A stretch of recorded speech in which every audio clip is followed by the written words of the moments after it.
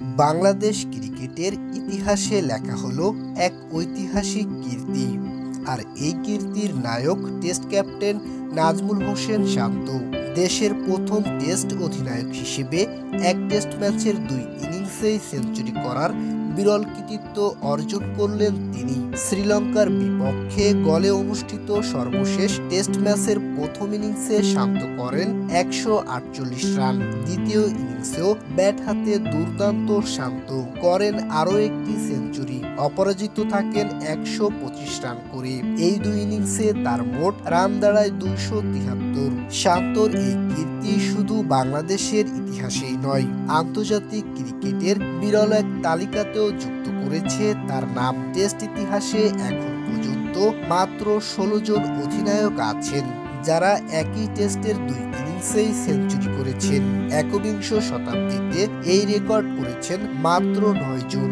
শান্তকে দিয়ে সেটা এবার দাঁড়ালো 10 জনে। তালিকায় আছেন Ricky Ponting, Virat Kohli, Kane Williamson, Graham Bush, Garry সোবার্সের মতো কিংবদন্তিরা।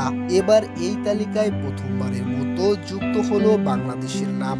নাজমুল হোসেন শান্তর হাত ধরে ক্যাপ্টেন শান্তর 2টি শতরানের সুবাদে শ্রীলঙ্কাকে তাদের ঘরের মাঠেই কোণঠাসা করে ফেলেছিল বাংলাদেশ। প্রথম ইনিংসে 10 রানের লিড নেয়। দ্বিতীয় ইনিংসে 285 রানে ইনিংস ডিক্লিয়ার দিয়ে 296 রানের টার্গেট দেয় বাংলাদেশ।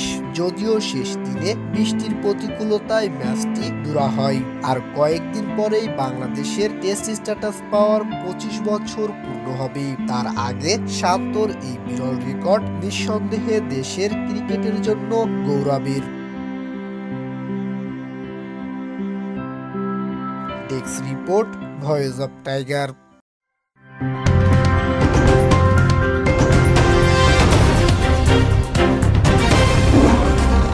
Voice of Tiger.